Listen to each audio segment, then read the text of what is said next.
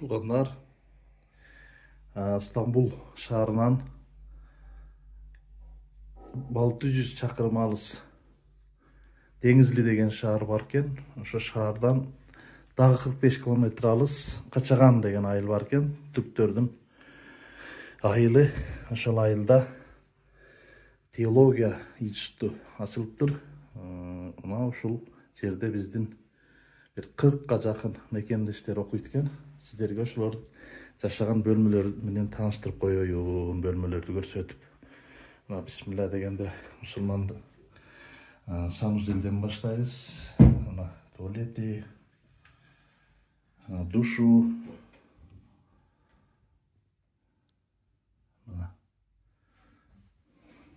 Тап-таза. Ана мына ол жатаканасы. Жаткан бөлмөсү. Эгер бул жер магистранттар жаткан бөлмө экен. Магистранттар кээ бирлер үй бүлөлүү болуп калат экен. Ушу үй бүлөсү менен келип ошол жакта жашайт экен. Мына мында дагы бир бөлмө. Мына 2 адам. 3 адам үчүн ушундай 2 комнат үй экен да. Мына ол ашканасы. Мына ашканасы. Биз түндө ушул жакта түнөдүк. Мына көрүңүздөр. Мына ашканасы бүт. Мына эмеректери менен эмне зарыл болсо ашкан үчүн ошонун бардыгы бар. Тап-таза жаркырайт.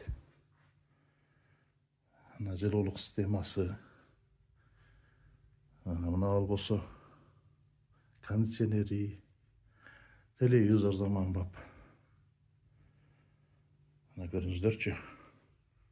Ушул жерде азыр биздин Ош мамлекеттик университетинин студенттери келишимдин негизинде окуп жатышыптыр.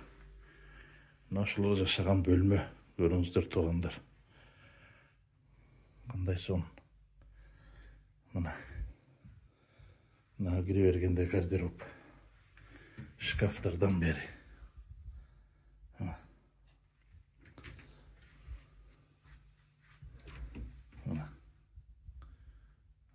Biz azır sülgüllerdi ilip koyduk. Şaçıklarda. Görünüzler. Okuş gana gerek. Mına jatagan ayılı. Dengizli şаарынан 45 çakırım alыс eкен. Ana mına jerde okugan studentlerdi jumasına 4 gün alып barat eкен. Studentlerdi magistranttар düşünüp taşışat eкен özdörü. Mına azı kızlar, balдар ketти. Сабагы барлар. Мына ол ошол институт экен да, теология институт экен. Мустафа деген устаз бүт түрк дүйнөсүнө мусулмандарга таанымал устаз киши бар экен, ошонун айылы экен бул. Ошол кишинин урматына ушул институт салыныптыр. Бул мындай айылдар Кыргызстанда аябай көп. Эми болжол менен бир кайсы айыл десек болот. Токмок сыяктуу, канттын үстүндөгү айылдар сыяктуу алыстыгы ошондой айыл экен Бишкектен. 45-50 чакырым. Сокулуктун бир айылдарында сыяктуу ушу. Мисалы Белек айылы дегендей.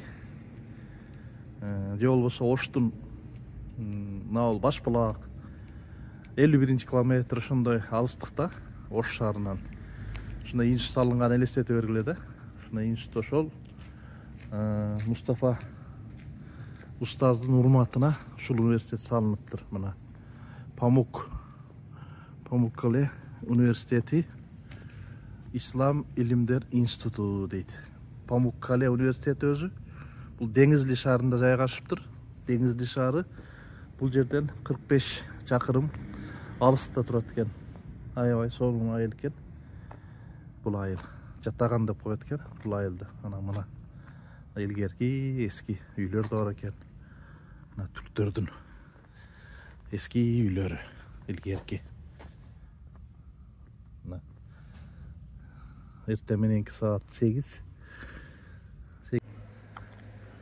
نحمد ونصلي على رسوله الكريم أما بعد bizni аты жөнүбүз Райымов Кабланбек. Биз ушул жерге келип окуп алдык. Эми кандай нерсе менен десек, Ошму теология факультети аркылуу келдик. Бул жерде биз азыр Ятаан деген, Денизлинин Ятаан деген жериндебиз. Бул жердин шарты өтө сонун шарт менен бизди күтүп алышып, бул жерге 1 жылдык окуу планы менен келдик. 1 жылдан кийин кайтып Кыргызстанга кайтабыз. Бул жерде негизинен бизди окуу, адеп ахлак жана маданият менен таанышуу үчүн келдик. Негизинен окуу жөндөмүбүздөн бир аз өзүбүзгө жакшыртуу максатында бул жерде Жават Акшиттин кожамыздын юртунда калтабыз. Айылында, юртунда Жатаан деген жери. Көпчүлүк ошол жер тааныштуу экен. Таанышкан адамдар өтө көп экен.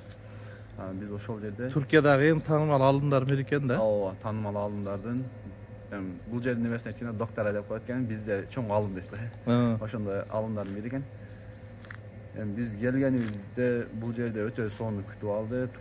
Бир тууганым деп, Жават Акшиттин шагирттери деп бул жерде мамилеси да жакшы. Денизлиге барып окуп келебиз. Окуубуз 4 күн ошол жакта.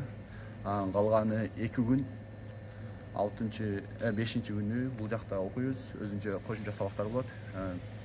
Университетке жетишпей калган болбосо, бир аз түшүнбөгөн жерлерибизди бул жерде агайлардан сурап түшүнүп алганга бул жерде институт бар. Бул жерде көбүнчө магистрат, биз сыяктуу докторанттар өзүнүн даярдоо немесин өткөрүп турат. Ушу сабактарын. Бул жер өтө эскиден калган жер экен. Негизинен бул жерде өзүнүн кесиби боло турган бычак экен. Бычакчылардын айылы экен. Бычакчылардын айылы экен. Эми так маалымат билбейм, угушум боюнча бул жерде мурда курал жарак, ошондой кылыч, бычак сыяктуу нерселер башка шаарларга жөнөтүлүп турган экен. Ошондой жер экен. Айылы таза, биз сыяктуу, кандай десем, тынч айыл экен. Тынч айыл да. Уктаганда дагы башкача аласың. Тоок экен да. Ош экен да, 950 экен. Бийиктиги. Деңиз деңгээлинен. Деңиз деңгээлинен ошончолук бийикте. Биздикине толордан жок ончолук. Өтө сонун жерлер. Келип окуйн дегендерге өтө шанстуу жерлер да.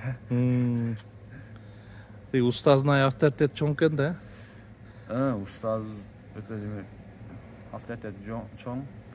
Президенттен бери тааныйт турбайбы? Эрдоган да тааныйт экен, 1700-жылдардын аягында жасалган байрак экен. Мына колдо жасалыптыр. Колдо терилген, токулган десек туура болот го. Мына көрүңүздөр. Не деп жазылып турат? Арабча да, эски арабча. Ушундай желек экен. 3 кылым болуптур да, элестет. Ошондо мына ушул медресеге Белекке келген экен, Ошол 1700-жылы ушул жерде медресе болгон экен да. Мына Түркиянын шаардан алыс эле бир айылында ушундай институт салышыптыр. Мына ошо институттун ичиндеги аудитория. Бул Ятаган деген айыл. Ошо Ятаган айылынын имамы Акшит деген бүт Түркияга таанылган чоң алым. Ошонун урматына ушундай окуу жай салыныптыр. Мына аудиториялар көрүңүздөр. Жаңы бүткөн окшойт. Азыр сабак баштар элек. Биз жарыкта келдик. Жарыкта келди, эртерээк келдик. Мына окумуш сонун салыныптыр.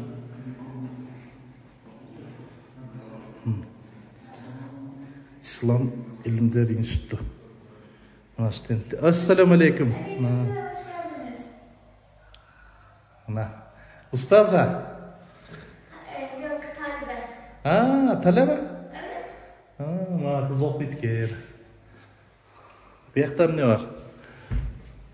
Bu yakta dağı bir kabinet var eken. Gözler жағын салынған ұқсайды. Мына 1, 2, 3, 4 этаж екен. 4 қабат, подвал мен 5.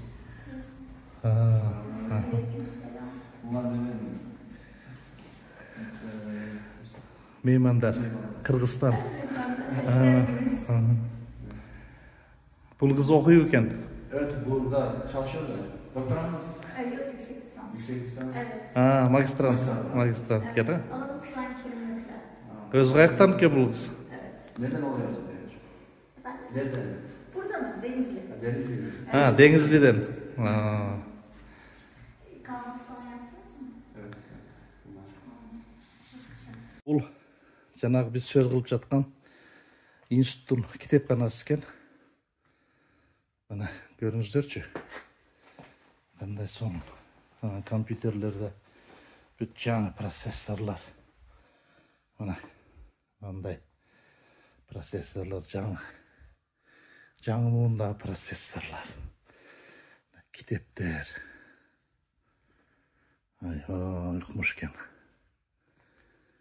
Аябай шарт түзіліп тұр да.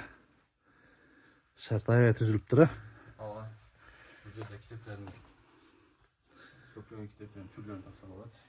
Ançalık kadar çoğun bolmasından bu жерде сабақ болғандар бар, жетіштүү мүмкіншілігі бар. Ана İslami kitapları var. İslami Arasında adabi kitaplar. Adavi da kitaplar var eкен, тарихи kitaplar. Tarihi kitaplar. Gez jurnallardan da nemeler var eкен, toplumдар. Sonra bir doktoranttın bölmesi eкен, Şunlar o. Mana Bir saatlerde adam. Mana bir doktoranttın bölmesi eкен. Mana ушул жер күлүч болот экен өзүн элестеткиле. Kitaplar var. Mana Saatlerde adam. тазалык бул биздин мусулман динибиздин, ислам динибиздин эң негизги шарттарынын бири. Мына биз Түркиянын Ятагар деген кыштагындагы Ислам институтунун дааратканасында турабыз, туалетинде. Мына карагыла, тазалыгын. Мына ушу окуу жайдын дааратканасы экен. Мынаны көрүңүздөр. Мынаны көрүңүздөр. Мынаны карагыла. Тап-таза. Ana. Bali. Туғандар, бұл илимге кызыккан, окууга кызыккан адамдар үчүн биякта бир жомоктогудай эле шарт экен да. Мына Түркиянын Ятаган айылындагы Ислам институтунун бир бөлмөсү экен. Мына ушу бөлмөдө мына 3 докторант 3 магистрант отырат екен, мына. Көрдіңдер? Түгіл мына компьютерлерінен бері тұрады. Мына ошол жерде отырған 4 докторантқа берілген бөлмө. Мына ошол жер ошолордуку болуп эсептелет экен. Элестеттиңиздер? Баарыныкы эмес. Мына биякта дагы бир бөлмө. Мына бул жерде да мына 2 студент бөксө тоолор, адырлар, анан бардыгы бактар ачылганган. Ушундай сон айыл экен. Деңиз деңгээлинен 950 метр бийиктикте. Биздин Ошто экен бийиктиги. Ош шаарыбыз 1 километр да 1000 метр.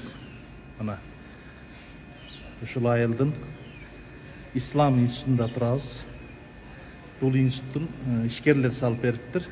Дүйнөгө таанымал Байрактар фирмасы демөөрчүлүк кылып, ушундай киртейген чоң университет салып бериптир. Биз болгон бир комплексинде гана турабыз. Тиги жакта жатаканалар бар. Тиги жерде жүргөн Осмон бий деген Кыргызстандан келген коногубуз жүрөт. Көрдүңөр, бир чоң маселе чечип жатат бала. Мына институттун ашканасы экен. Мына ушул жерден келип студенттер чай ичип тамактанышат экен. Мына биздин ресторандардан кем эмес. Шарты, тазалыгы. Мына көрүңүздөр. Мына газ плита. Таза. Жаркырайт. Бүгүн күнгө жума. Бүгүн сабак болбойт экен.